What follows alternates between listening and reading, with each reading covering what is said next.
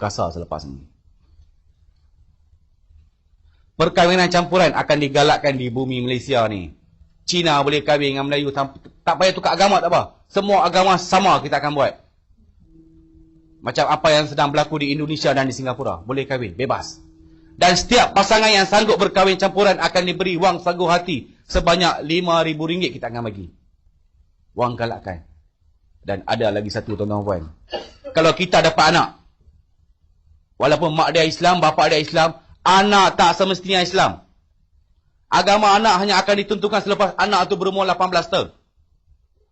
Ibu bapa tidak mempunyai hak menentukan agama anak dia. Kerana dia melanggar hak asasi anak tersebut. Bila anak beranak pergi JPN, agama tiada. Tunggulah sampai umur dia umur 18, anak itulah yang akan tentukan agama apa yang dia mau. Ibu bapa tidak mempunyai hak.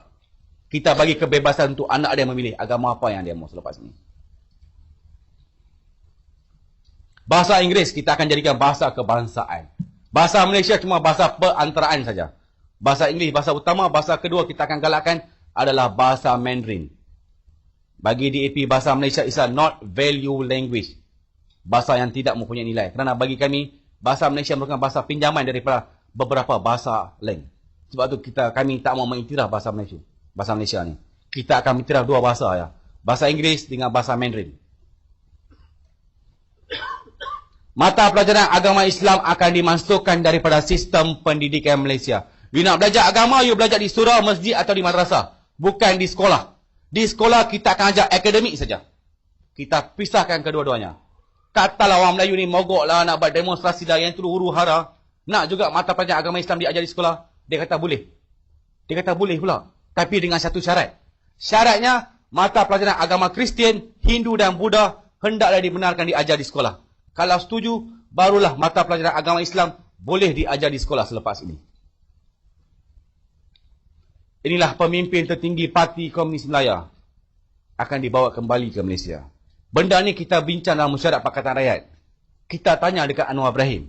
Anwar kata, as long saya jadi PM, tak ada masalah. Kita akan bagi dia masuk. Benda ni DAP yang bawa usul ni. Ngah dengan Nge.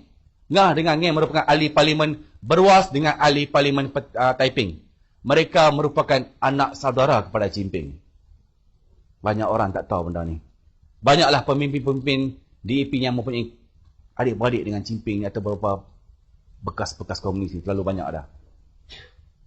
Anwar kata tak ada masalah. Kita akan benarkan. Tetapi Mak Sabulah yang telah memberi cadangan supaya Jinping ni diberi gelaran Tun. Dia kata Jinping merupakan seorang pejuang kemerdekaan yang patut dihormati dan patut disanjungi. Tak salah kalau kita beri gelaran tertinggi kerajaan. Boleh kita letak Tun Mahathir dengan Tun Jinping macam mana?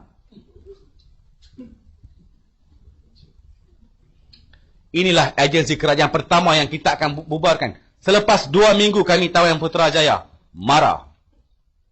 Bagi kami MARA merupakan satu agensi perkauman. Sebab dia tolong orang Melayu saja. Tak tolong bangsa lain.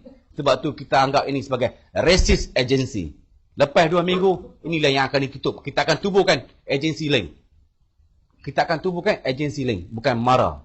Nama MARA akan dihapuskan. Syarikat-syarikat GLC selepas ini akan diterajui oleh orang-orang Cina. Atau orang-orang India saja. Malay is not capable to handle GLC. Di Selangor pun dah berlaku dah di PKNS. Di Pulau Pinang pun dah berlaku dah di PDC.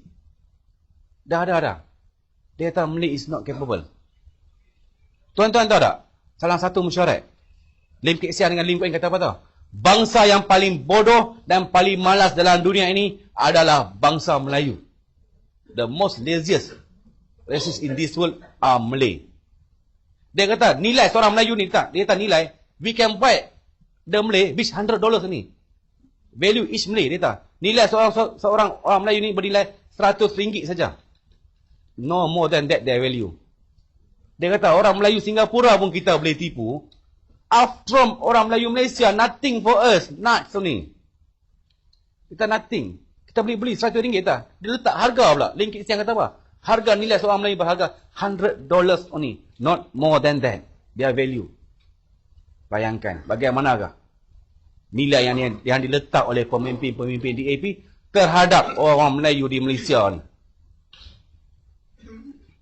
lagu negaraku dengan bendera Malaysia telah pun diubah suai. Saya dengar sekali lagu negaraku baru di Hotel Paramount Sibu di ambang pilihan raya negeri Sarawak pada tahun lalu. Saya dengar sekali ya. Saya melihat bendera Malaysia baru sekali. Itulah kali pertama dengan kali terakhir yang saya melihat dan mendengar. Mereka buat di Hotel Paramount di secara tertutup. Lagu Malaysia baru ni, perkataan raja tak ada. Beberapa perkataan lain yang telah pun diubah suai. Melodi dia, irama dia semua dah lain dah. Penulis lirik lagu negaraku adalah seorang orang Selangor dari berbangsa Cina. Orang Selangor juga dia. Dan bendera Malaysia untuk pengataan tuan-tuan, di tengah-tengah tu bintang tak ada, bulan tak ada, benda lain yang ada. Warna pun telah ditukar. Tuan-tuan masih ingat tak tahun lalu ahli parlimen atau DAP kata bendera Malaysia patut diubah suai. DAP ni sebelum dia buat satu benda, dia akan spin dulu. Kita akan spin cerita tu. Lepas itu kita akan tengok reaksi rakyat Malaysia macam mana. DAP ada 3 plan, A, B and C. Kalau plan pertama tak boleh, dia akan gunakan plan kedua. Macam mana pun dia akan pastikan benda tu akan jadi. Cuma method saja berbeza dia akan buat. DAP ni.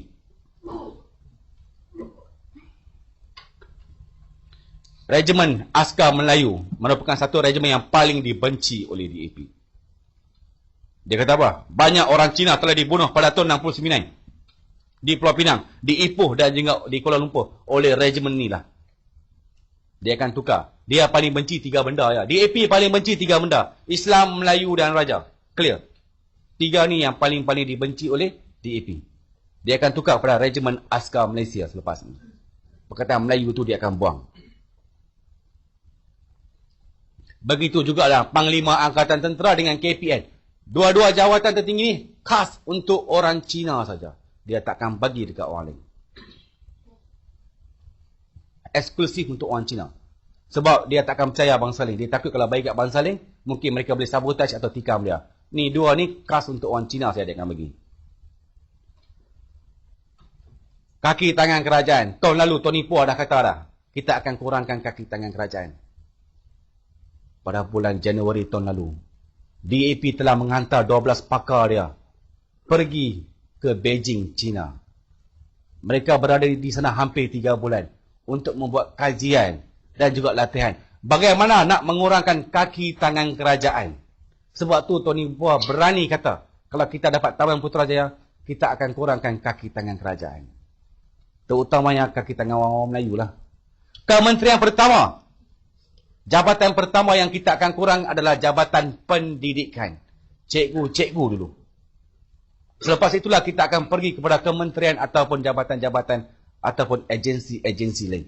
Kementerian Pendidikan akan menjadi mangsa pertama untuk projek ini. Kemas, BTN dan MKN juga kita akan tutup. Bagi kami ini merupakan 3 agensi yang menghasut rakyat supaya membenci Pakatan Rakyat. Sebab tu kita dah identify, kita akan tutup juga ketiga-tiga ni. Kita akan buka satu agensi baru.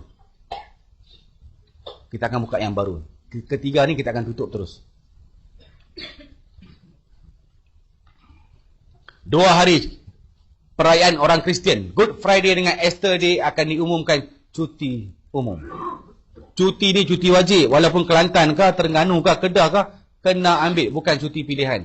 Compulsory holiday. 2 hari cuti umum perayaan orang Kristian untuk rakyat Malaysia selepas ini. Israel